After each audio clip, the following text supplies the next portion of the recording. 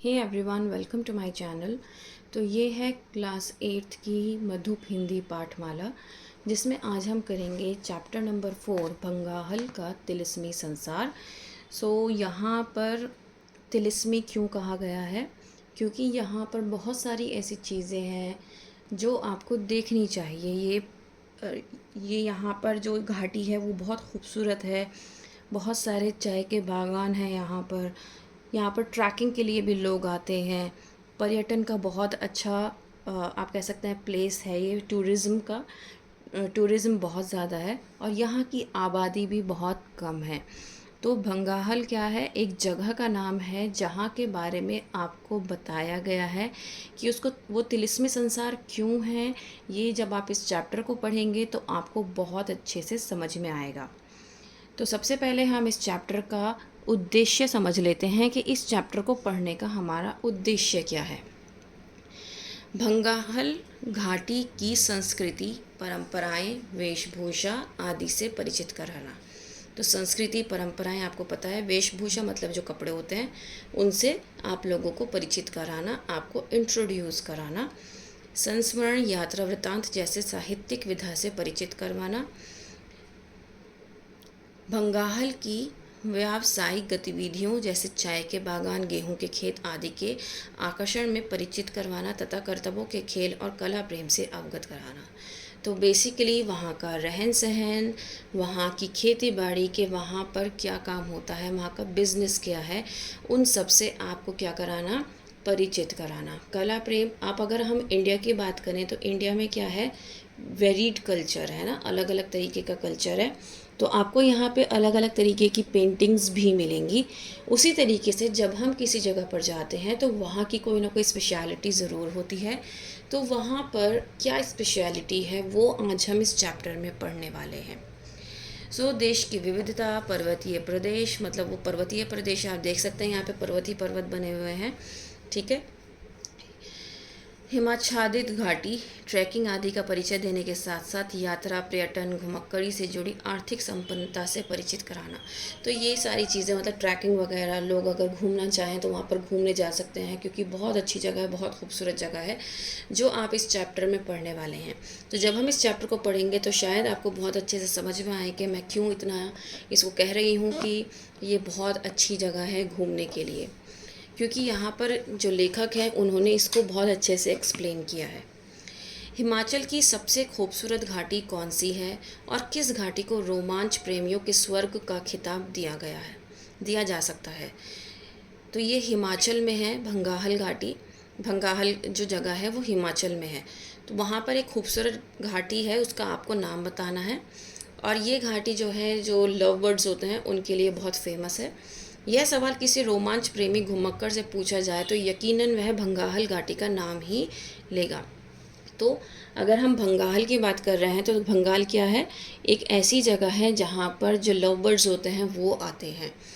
यह एक तिलिस्मी लोक है जहाँ बर्फीले रुपहले शिखरों की गोद में हरियाली से पूर्ण घाटियाँ नज़र आती हैं। तो मतलब तिलिस्मी लोक मतलब एक जादूगरी जिसे कहते हैं ना, मतलब जो दिखता कुछ और है होता कुछ और, उस तरीके का।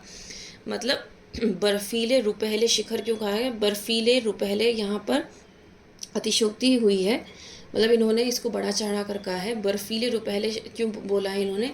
कि पहाड़ जो हैं वो जो घास फूस है उससे ढके हुए हैं। बर्फीले क्यों कहा है इन्होंने? क्योंकि ठंड का मौसम है और ठंड जब पड़ती है उधर की साइड बर्फ, पहाड़ों की तरफ, तो पहाड़ जो है वो बर्फ़ से ढक जाते हैं। शिखरों की गोद में हरियाली से पूर्ण घाटियाँ नज़र आती हैं। शिखरों की गोद में हरियाली से पूर्ण मतलब अब शिखर की गोद में तो हरियाली नहीं होगी ना, मतलब जो वहाँ के पहाड़ हैं उसकी कोई गोद तो होगी नहीं, है ना। तो यहाँ पर क्या है, लेखक यहाँ पर अलंकार का इस्तेमाल कर रहा है। वो इसको बढ़ा चढ़ाकर आपको बता रहा है। जब कोई भी चीज़ बढ़ा चढ़ाकर बताई जाती है दैट मीन्स वहाँ पर अलंकार का यूज़ हुआ है। अब आप खुद सोचो, माँ की गोद हमने सुना है ना, हमने शिखर की गोद तो कभी नहीं सुना है ना, पहाड़ों की तो कोई गोद नहीं होती है ना। तो यहाँ पर ये एक अलंकार का इस्तेमाल हुआ है, ठीक है। तो वहाँ पे क्या है, हरियाली बहुत है। संपूर्ण घाटियों के सीने पर सीढ़ी नुमा खेतों की लंबी कतारें। अब देखो, घाटियों के सीने पर, क्या घाटियों का सीना होता है? नहीं होता। तो जगह जगह पर लेखक ने क्या किया है? अलंकारों का भरपूर प्रयोग किया है। संपूर्ण घाटियों के सीने पर सीढ़ी नुमा खेतों की लंबी कतारें। तो वहाँ पर जो घाटियाँ हैं, तो वहाँ पर क्या है, उन्होंने जो खेत हैं उसको, उसमें अपनी खेती की हुई है। अब जैसे पहाड़ है, कहते हैं ना कि पहाड़ों पर जो छोटे छोटे रास्ते बना देते हैं, तो वहाँ पर खेती की हुई है। खेतों की सींच से पारदर्शी जल के झरने। पारदर्शी मतलब जिनको आप आर पार देख सकते हो। अगर आप देहरादून साइड भी गए हो तो वहाँ पर सहस्त्रधारा में आपको नीचे की जो सतह होती है, वहाँ का पानी इतना क्लियर होता है कि आपको नीचे के जो पत्थर होते हैं ना, वो दिखते हैं, लिटरली वो दिखते हैं। लेकिन पानी इतनी गहराई में होता है और वो पत्थर ऐसे प्रतीत होते हैं जैसे ऊपर ही हो और गहराई इसमें ज़्यादा ना हो। अगर कोई इंसान उसमें गलती से भी डुबकी लगा लेना तो वो डूब जाए, और उसे अगर डूबना आई मीन उसे तैरना नहीं आता है, क्योंकि वो अच्छे खासे गहरी होती है। जो नदी है वो अच्छी खासी गहरी है, लेकिन वो ऐसी प्रतीत होती है जैसे ऊपर ही मतलब जो पत्थर है वो ऊपर ही हो, क्योंकि इतना क्लियर, क्रिस्टल क्लियर पानी होता है। घाटियों की संकरी ढलानों में नागिन से बलखाती सरिताएं। संकरी मतलब जो बिल्कुल पतली, जो पतली पतली लेन्स बनी हुई होती हैं, वहाँ पर क्या है, वहाँ पर ग्रीनरी बहुत ज़्यादा है। और आप ये देखिए, कहीं शिखर से लुढ़कता आता कोई झरना। तो लुढ़कता आता कोई झरना मतलब वहाँ से पानी की धाराएं बह रही हैं, और वही जो झरने हैं, झरने से जो पानी आ रहा है वही बागों को सिंचाई भी देता है। जो वहाँ के खेत हैं उनको सिंचाई भी प्रदान करता है। बंगाल घाटी प्रकृति के इन तमाम रूपों का नाम है। मतलब यहाँ पर इतनी खूबसूरती है। अगर हिमाचल की किसी घाटी तक पहुँचने का सफ़र सबसे जोखिम भरा है तो वह बंगाल घाटी है। एक से बढ़कर एक रोमांचकारी पड़ाव, एक से बढ़कर एक हैरत अंगेज अजूबे, और एक से बढ़कर एक नैसर्गिक अनछुए स्थल। मतलब ऐसी जगहें जहाँ पे लोग जाने से डरते हैं। मतलब जो रास्ता है वो बहुत ज़्यादा पथरीला है, ख़तरनाक है, पतला है, पानी के झरने बह रहे हैं, वहाँ पर काई, पानी जहाँ से बहता है तो वहाँ पर काई भी लग जाती है, कई बार पैर फिसल के गिरने का डर भी रहता है। तो इसीलिए यहाँ पर इसको इतना ज़्यादा खतरनाक बताया गया है। ठीक है। घुमक्कड़ जब इस घाटी में प्रवेश करता है तो एक अनूठी दुनिया उसके स्वागत करती है। घुमक्कड़ जो बहुत ज़्यादा घूमता है, वो जब इस घाटी में आता है तो अनूठी दुनिया मतलब बिल्कुल एक अलग ही दुनिया होती है। यहाँ के लोगों की अनूठी संस्कृति, दिलचस्प परंपराएं, खान पान एवं पहनावा प्रदेश के बाकी क्षेत्रों से मेल नहीं खाता। मतलब यहाँ की जो संस्कृति है, कल्चर है, वो बिल्कुल डिफरेंट है। यहाँ का जो परंपराएं हैं वो बिल्कुल डिफरेंट है। खाना पीना पहनावा सब डिफरेंट है यहाँ पर। यही भिन्नता इस घाटी को विशिष्ट भी बनाती है। यही इसकी एक जो चीज़ है, ये इसको एक्सेप्शनल बनाती है। सड़क इस घाटी तक नहीं पहुंचती है और ट्रैकिंग व रोमांच के शौकीन ही यहाँ पहुंच सकते हैं। तो यहाँ पर सड़क नहीं आती, जैसे मैंने आपको बताया था। तो यहाँ पर आप या तो ट्रैकिंग के थ्रू आ सकते हो, या फिर आप जो ये इस रास्ते पे अगर आप पैदल चलकर जा सकते हो तो वही जा सकता है। इस माया लोक में झांकने के लिए एक रोमांच भरा सफ़र लेखक को तय करना पड़ा, जिसकी यादें हमेशा के लिए मानस पटल पर अंकित हो गई हैं। मानस पटल मतलब यहाँ इन्होंने इसको लिख दी हैं, और आज आप इस चैप्टर को इसलिए पढ़ पा रहे हो क्योंकि ये सब जो है लेखक ने खुद से अपने आप इन्होंने क्या किया है, एक्सप्लोर किया था। तो जब वो खुद गए, उन्होंने देखा, वही चीज़ वो आपको बता रहे हैं। तो ये जो है ये उनका अपना एक्सपीरियंस है जो वो आपके साथ शेयर कर रहे हैं। बैजनाथ मंडी राष्ट्रीय राजमार्ग पर बीड़ रोड से चाय बागानों का सिलसिला शुरू होता है। तो ये जगह है जहाँ से क्या हो जाता है, चाय के बागान शुरू हो जाते हैं। सड़क के दोनों किनारों पर चाय बागानों में पत्तियां तोड़ती महिलाओं के गीतों के बोल पल भर के लिए ठिठकने को विवश कर देते हैं। फिर ज्यों ज्यों कदम आगे बढ़ते जाते हैं, मंत्रों का जाप करते बौद्ध भिक्षु अपने ओर ध्यान आकर्षित करते हैं। आगे बाजार है, कुछ एक दुकानें और चाय का कारखाना। यहाँ किसी दुकान पर कांगड़ा चाय पीकर ताज़ा दम हुआ जा सकता है। ठीक है, ये वहाँ की फेमस चाय है। इससे आगे का सफ़र रोमांच भरा है। घने जंगलों का सिलसिला शुरू हो जाता है। सर्पीली बलखाती सड़क निरंतर पहाड़ के वक्ष पर रेंगती प्रतीत होती है। तो सर्पीली बलखाती सड़क तो सड़क जो है वो सांप के जैसी तो होगी नहीं, सर्पीली मतलब सांप जैसी, तो वो कैसी होगी, मतलब टेढ़ी मेढ़ी सड़क, सीधी सड़क ना होकर उसमें एक कर्व है, इस तरीके से कर्व होना, तो इसलिए उसको क्या कहा है, सर्पीली बल खाती सड़क। निरंतर पहाड़ के वक्ष में रेंगती प्रतीत होती है, पहाड़ के वक्ष में रेंगती मतलब चारों तरफ पहाड़ से घिरी हुई है, जिसकी जो रास्ता निकला हुआ है वो इतना पतला है और इस तरीके का है क्योंकि वो पहाड़ों के बीच से रास्ता निकाला गया है। 14 किलोमीटर का सफ़र तय करके जब बिलिंग पर पाँव पड़ते हैं तो यूँ लगता है जैसे आसमान के पहाड़ हमारे लिए बौने पड़ गए हों। मतलब जब आपका जो पैर है वो बिलिंग पर पड़ता है तो ऐसा महसूस होता है मानो पहाड़ जो है वो छोटे हो गए, क्योंकि आप कहाँ पहुँच गए हैं, ऊंचाई पर पहुँच गए हैं। दूर दूर तक पहाड़ियों का सिलसिला है।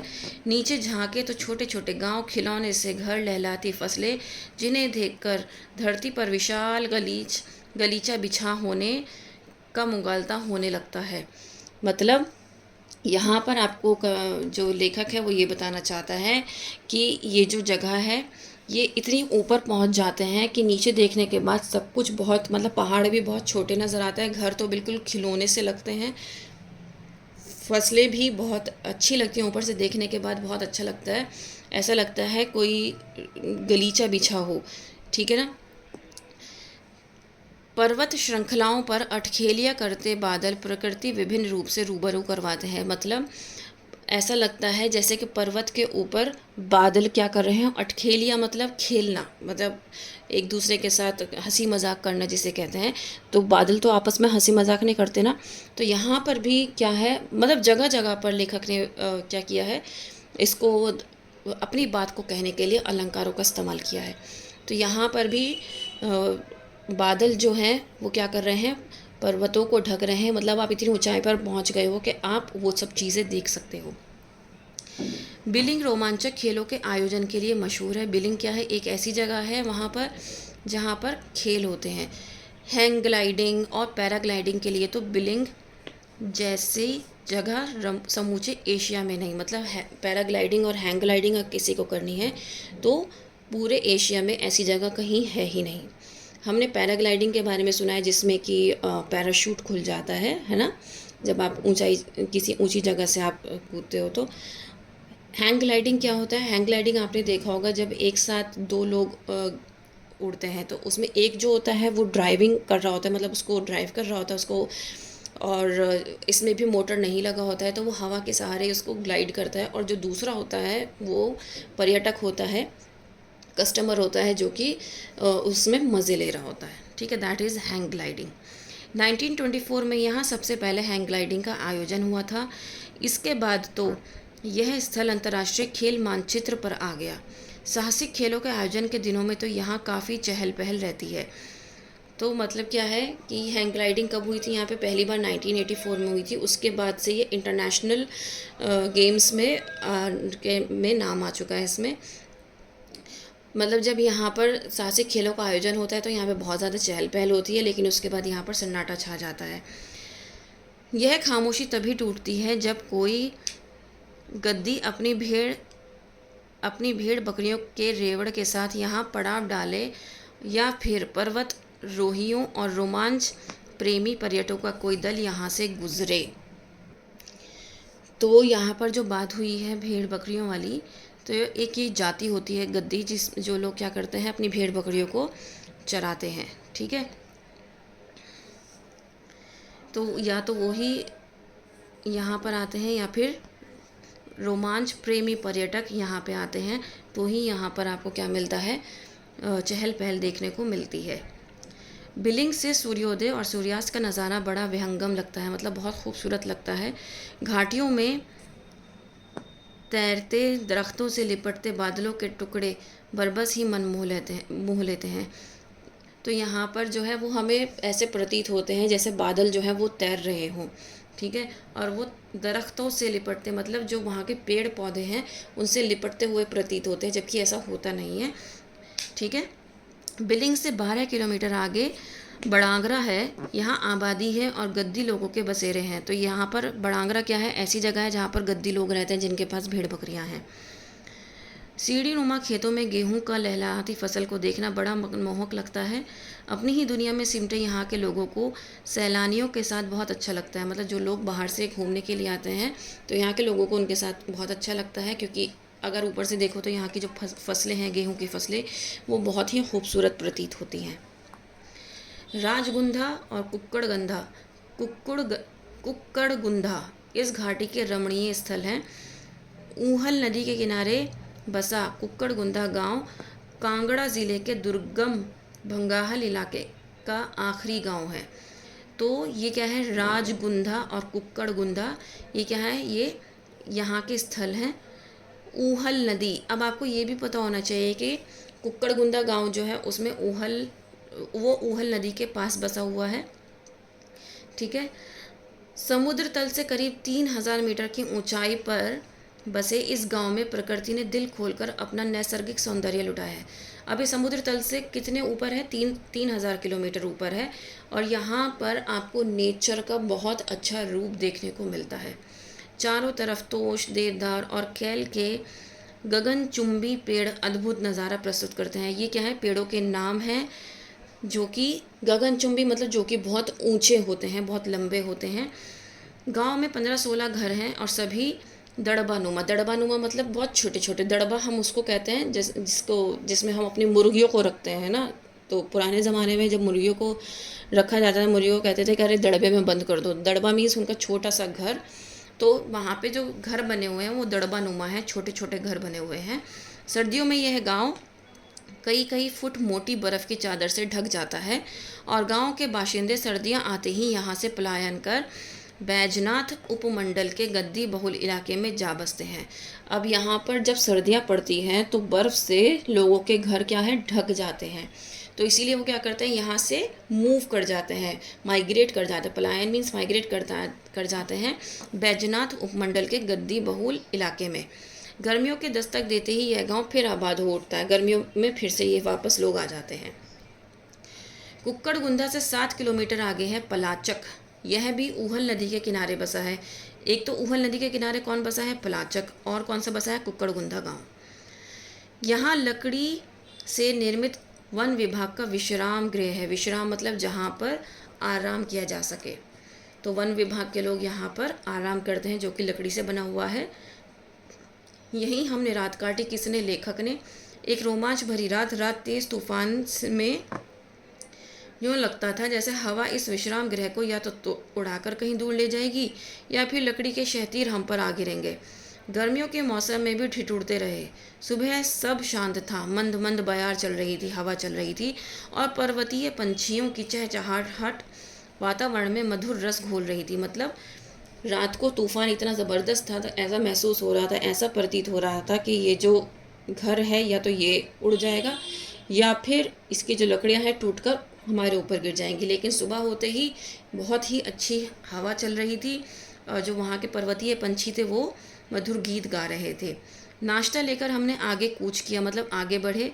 वृक्षों का काफिला हमारे साथ था और कहीं रुकने का नाम नहीं ले रहा था। तो वृक्षों का काफिला का मतलब यहाँ है कि वृक्ष इतने थे कि हर जगह ऐसा महसूस हो रहा था कि हमारे साथ वृक्ष चल रहे हैं, जबकि वृक्ष अपनी ही जगह पे थे, वो चल नहीं रहे थे, लेकिन वो प्रतीत इसलिए हो रहा था क्योंकि वो कतार में लगे हुए थे।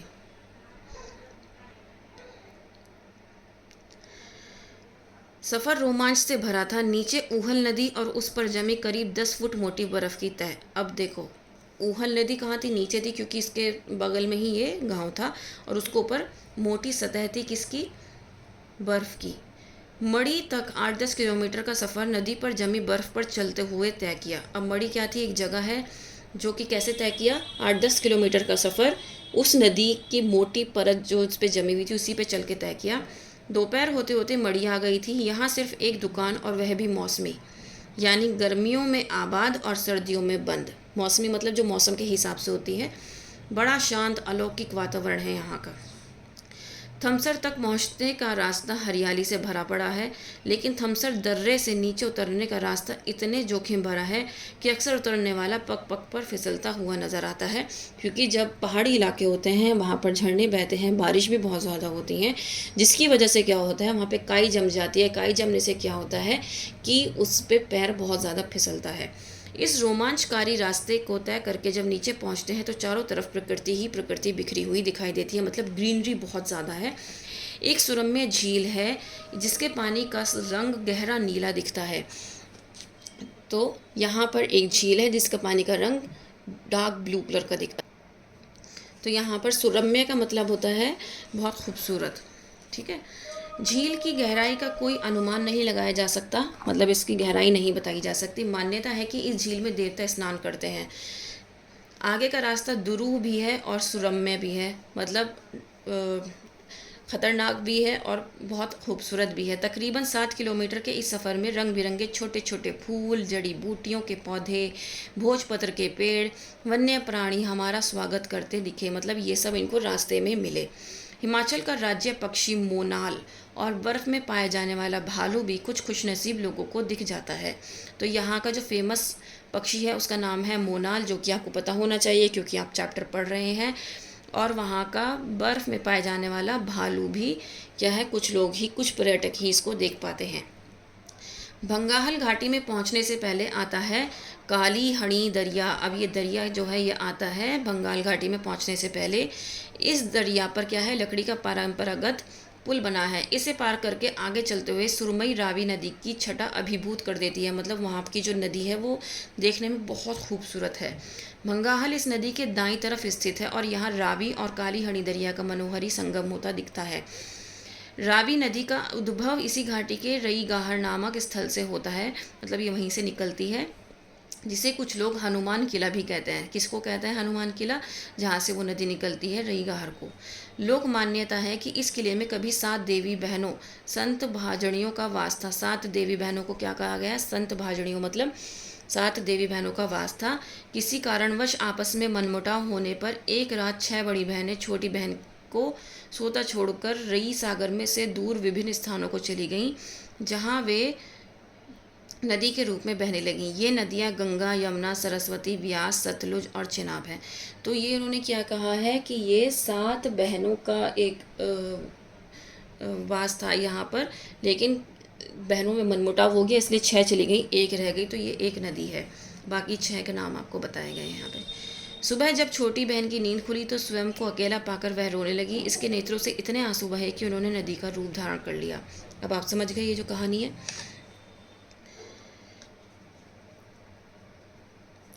और वह स्वयं रावी नदी बन गई। तो वह स्वयं क्या बन गई? रावी नदी। भंगाल के लोग सतभाजनी की देवियों के रूप में पूजते हैं। तो सतभाजनियों को कैसे पूजते हैं? देवियों के रूप में। उनमें से एक नदी कौन सी है? रावी नदी। भंगाल ज़िला कांगड़ा का आखिरी गांव है। भंगाल ज़िला क्या है? कांगड़ा का गांव है। इसमें एक तरफ लाहौल स्पीति, दूसरी तरफ कुल्लू और तीसरी तरफ चंबा की सीमाएं हैं, ठीक है। भंगाहल की आबादी 500 के आसपास है। लकड़ी से निर्मित अधिकांश घर 2 मंजिला हैं। नीचे भेड़ बकरियां और ऊपर लोग खुद रहते हैं।